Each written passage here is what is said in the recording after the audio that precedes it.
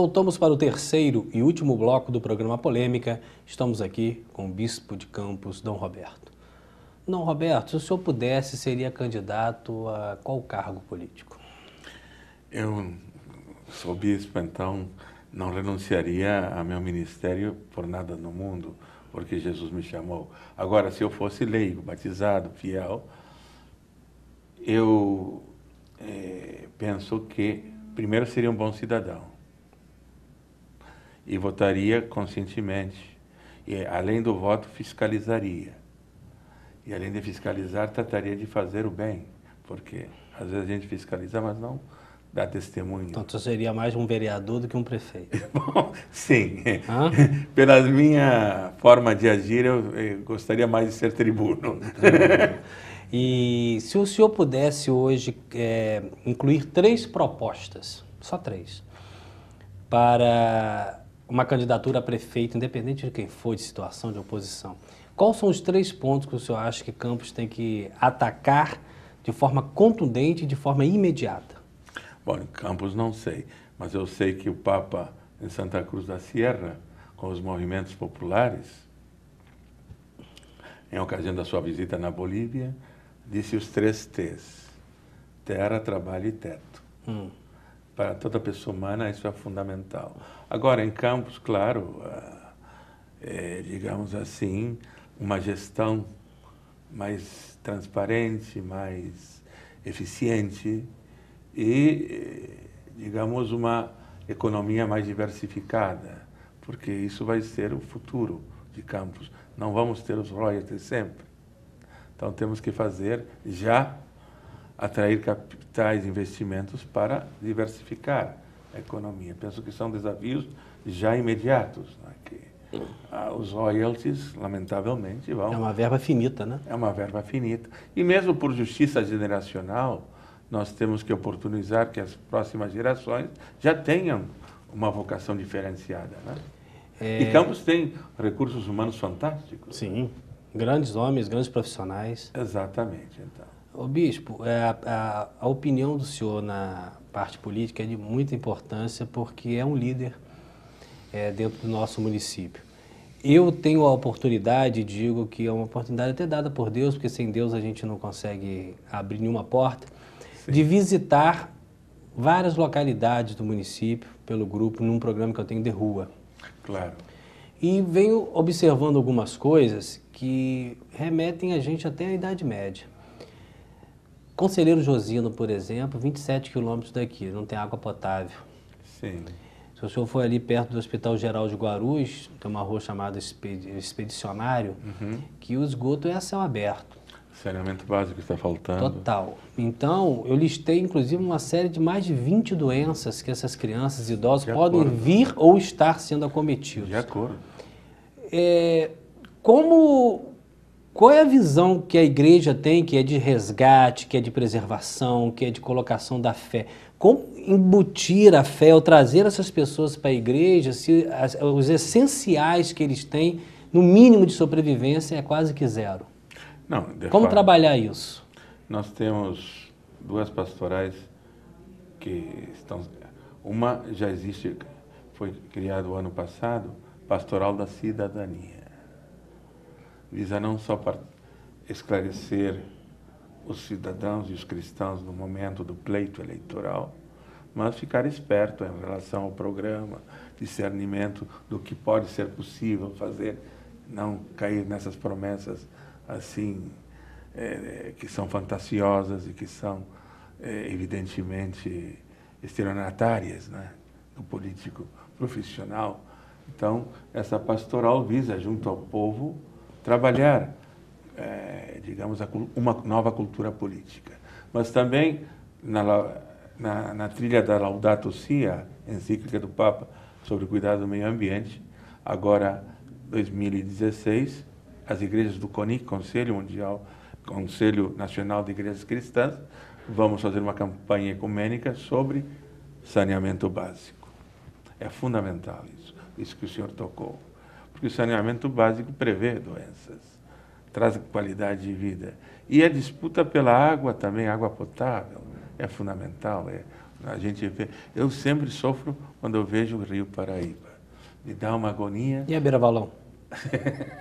O coração da cidade. É verdade, tem razão, tem razão. Quantas vezes eu, o senhor e qualquer outras pessoas fomos contaminados indiretamente, sem saber, passando por ali? Exatamente, tem a céu aberto, exatamente. Temos que melhorar essa qualidade. Isso deve integrar o programa de qualquer candidato a prefeito. Estamos muito atrasados nesse aspecto. A imagem do político hoje é uma imagem de carreirista, de corrupto, de pilantra. Sim. E isso vem afastando muitas boas pessoas da política, porque eu entendo que a política você dorme e acorda fazendo política. É o preço do pão, é o preço do ônibus. Sim. A política vem da palavra polis, cidade, viver na cidade, conviver.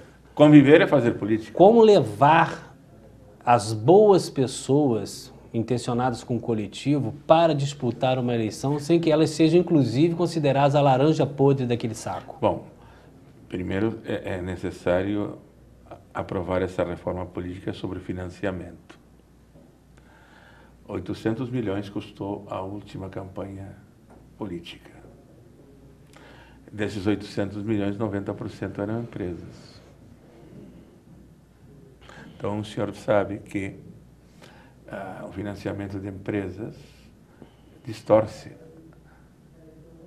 A OAB é muito clara, inciso 13, inciso 5º da Constituição, a isonomia.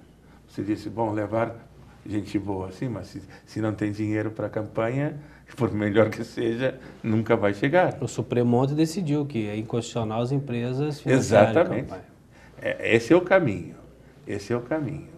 É dizer, a igreja sempre, inclusive, apresentamos ao Supremo, a Lewandowski, o ministro, a necessidade de se definir. Graças a Deus ontem, não é? Sim. Saiu. Isso já é meio caminho andado. Mas, além disso, uma renovação dos partidos, uma democratização dos partidos. O voto também de lista fechada, em 2 turnos, talvez, porque fica muito solto o candidato. Então, temos que também exigir que os programas sejam realmente programas de ideias, programas de metas e programas de medidas concretas, porque senão corremos o risco de ser sempre enganados, né? A arte da política tem sido a arte do engano, a arte do engodo, a arte do marketing, assim, no sentido negativo da palavra, de vender um candidato. Candidatura pronta. Exatamente. Então, primeiro que tudo deve nascer de baixo. Candidaturas que tenham realmente essa trajetória popular, lideranças populares, e que tenham, claro, competência. Nós temos observado, aliás, antes de dizer a minha observação, a igreja sempre lutou contra a miséria, contra a fome, contra a falta de dignidade mínima para o cidadão. E nós observamos, não é só em Campos, o que eu vou falar agora, em quase todos os municípios, doses homeopáticas de sobrevida, que é dado para a população. Ela recebe ali um bolsa, um cheque, ela recebe uma questão de habitação, mas ninguém se preocupa com a independência, ou seja, essas pessoas saem e outras entram, outras saem, outras entram, e lá na frente a gente tem daqui a 20 anos pessoas com mais dignidade, com mais formação. Nós temos, por exemplo, em Campos, uma escola com 92 municípios do estado, Campos está em penúltimo lugar no IDEB. Então, essa situação, ela não é às vezes, não só em Campos, mas vários municípios são iguais, não é uma coisa proposital para que alguma coisa fique amarrada, não posso te dar uma independência completa, porque senão eu tenho que mudar a minha forma de atuar como político? Sim, inclusive, uma das tarefas também é a democratização do Estado. O Estado ainda funciona de uma forma patrimonial. Quem obtém o governo se serve do Estado como se fosse uma coisa dele.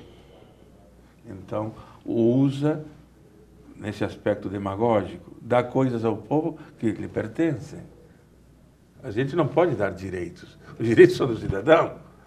Então, temos candidaturas assim, o Chico da ambulância. Como o Chico da ambulância? A ambulância é do povo. Ou o Chico da cadeira de rodas, ou o Chico Isso não. Vinculado a uma prestação de serviço, né? Vinculado a uma prestação de serviço. Então, também o Estado deve ser remodelado, deve ser um Estado comunitário em favor do bem comum, e isso requisita um modelo de cidadão também diferente. Porque não só o político.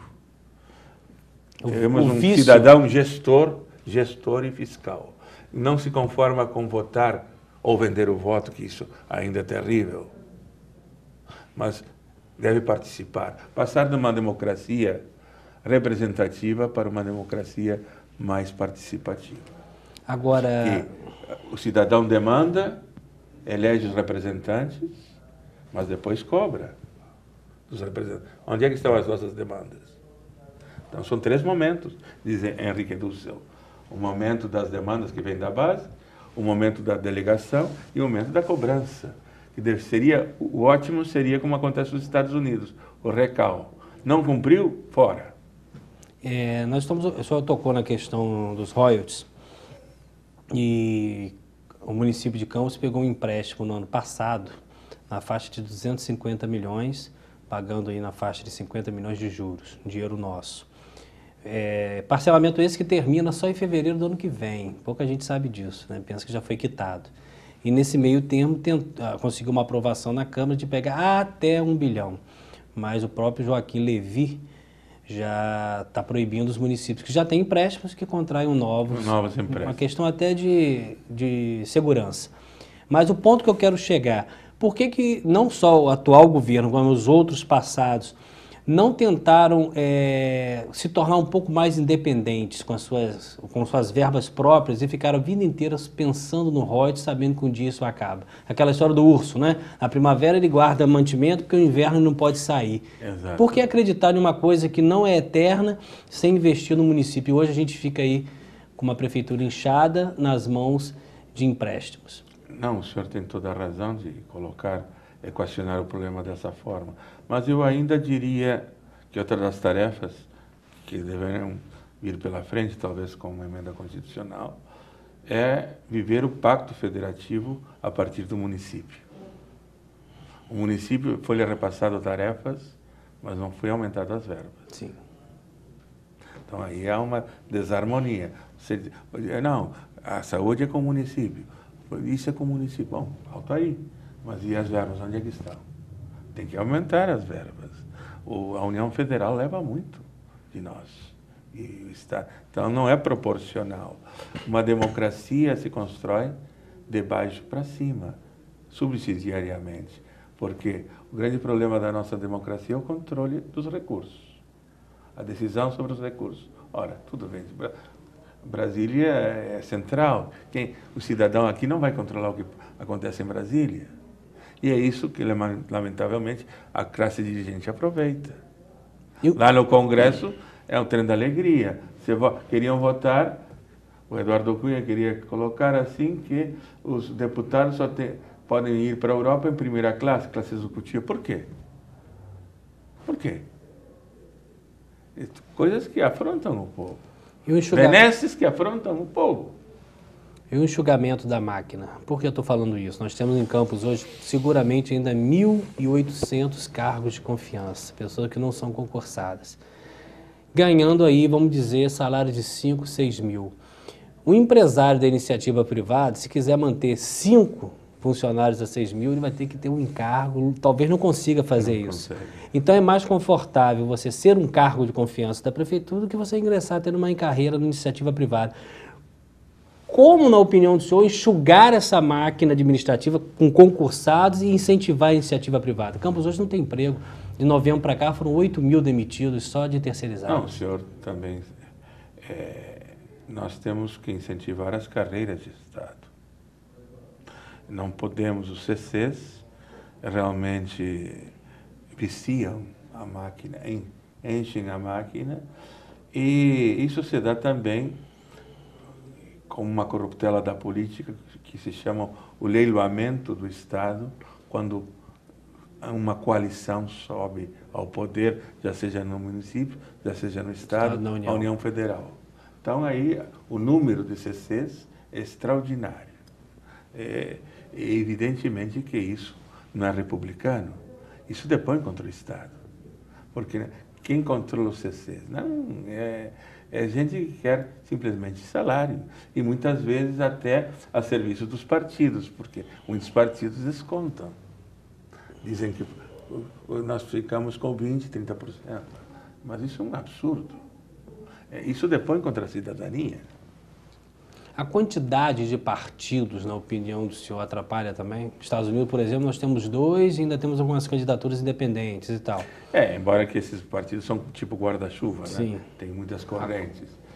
Sim, deveríamos diminuir, mas o problema não é o número, é que os partidos são siglas, não tem ideologias atrás e ainda com o sistema de voto de lista aberta, o partido aposta em candidatos que sejam fáceis de voto.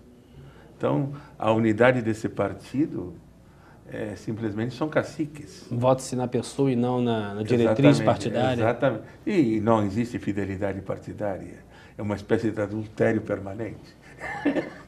Você vai para uma sigla, vai-se para outra, a gente nem sabe. Quando faz a biografia partidária de uma pessoa, já tem 5 ou 6 partidos. Então, isso impede, assim, digamos, os princípios, os valores e as próprias ideologias que tomem direcionamentos nos partidos. Nós temos ainda 3 minutos, infelizmente. Passou voando, né? Passou voando. E antes das suas considerações finais, eu queria saber um pouquinho do bispo na sua particularidade. Lazer, por exemplo, o que o senhor gosta? Olha, eu gosto de ler, eu gosto de fazer piscina. Fazer piscina? Sim, nadar. Ah, sim. Não construir. É um pouco difícil. Pode ser uma vertente, né? Pode. E também... Chimarrão? Sim, chimarrão. Grêmio? Grêmio também. Mas se tiver que torcer para o Inter, para o Grêmio ser campeão, o senhor torce? Como torcer para você? Às vezes a vitória do Inter daria o título ao Grêmio no campeonato nacional. O senhor torceria para o... Eu sou de princípios. Mesmo eu renuncio à vitória. Não, eu inclusive posso lhe contar que uma vez, porque eu participava do grupo de diálogo religioso em Porto Alegre, que 15 anos fui o representante católico, entramos num Grenal segurando a bandeira da paz. E há uma campanha muito bem sucedida lá, que se pede a um gremista levar um do Inter a um Grenal. Nós conseguimos a paz. Eu estou dizendo, claro, eu não vou torcer assim com uma bandeirinha do Internacional, mas eu vou fazer o possível para que um do Inter seja respeitado, seja amado. Mas que não vença tantos campeonatos. Não, exatamente. E que leve numa boa o triunfo do Grêmio. Nós temos 1 minuto e queria que o senhor fizesse as suas considerações finais. Olha, apesar das convulsões que está tendo o nosso país, eu noto também grandes possibilidades e muita esperança. Estamos para renovar uma classe política. Temos que renová-la. Temos que renovar também a educação. Esse lema Pátria Educadora é bonito, mas tem que se dar na prática. Perfeito. Tem que haver investimento. Okay. E investimento pesado na saúde. Ok. E aqui, pensando no Rio Paraíba, temos que lutar pela água. A água pode chegar a faltar. São Paulo, estive em São Paulo, é terrível isso. Ok. Então, cuidemos primeiro da família, cuidemos da natureza e sempre estejamos abertos para Deus, que é nosso Pai. Estamos terminando mais um programa Polêmica e até semana que vem com mais um entrevistado.